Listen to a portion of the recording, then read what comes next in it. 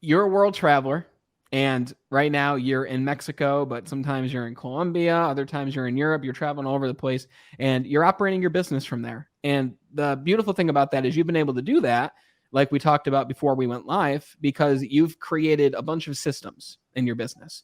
And you recently enrolled a new client. And I said, you must be busy with that. And you're like, well, Brandon, I'm really not, because I've created so many different systems in place so that I can focus on the next client and focus on the next. And your systems are the things doing the work. So let me ask you this. When did you discover the power of systems? And when did you find that it was the only way to operate your business? That's an amazing question. My very first business actually was in the beauty business. I started this in 2008. I was selling spray tans in Colleyville, Texas. Shout out to everybody in Texas and specifically in Colleyville. I realized I had an operational capacity. There was a bottleneck. I sold spray tans, and unless I was the one doing the spray tans, I couldn't service multiple clients.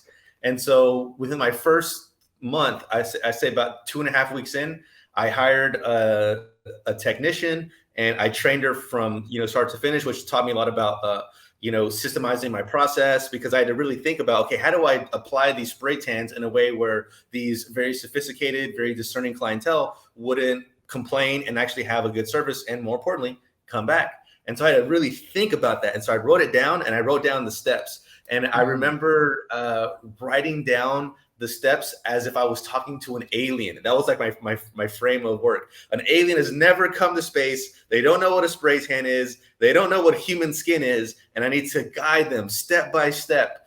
And I would always compare it to creating a bowl of cereal. Okay, so if you're like, hey, go to the kitchen and give me a bowl of cereal, an alien's gonna be like, what's a kitchen?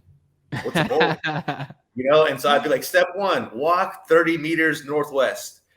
On your right-hand side, flip on the light switch, walk 10 meters, go to the fridge. There is a long handle. This is what the handle looks like. Pull on this motion, and like going down that process.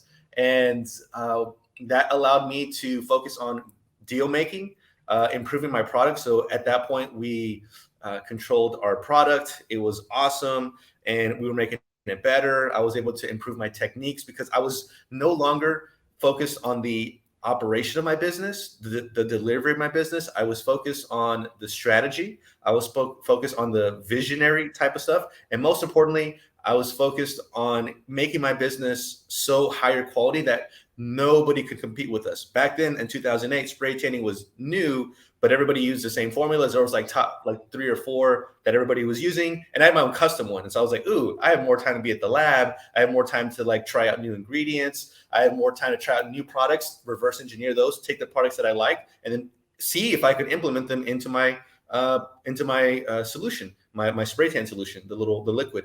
And that was awesome because as the business grew, I would see other competitors pop up, but they're using the same stuff. And I was like, man, I'm so far ahead of your guys that my solution is your solution's next evolution. I'm so far ahead of you guys, and I'm uncompetitive. So I was able to charge a premium. I was doing $60 a spray tan when everybody else was doing like 15, 20, 25. And I would everybody who was not discerning or exclusive clientele, they were like, your prices are great.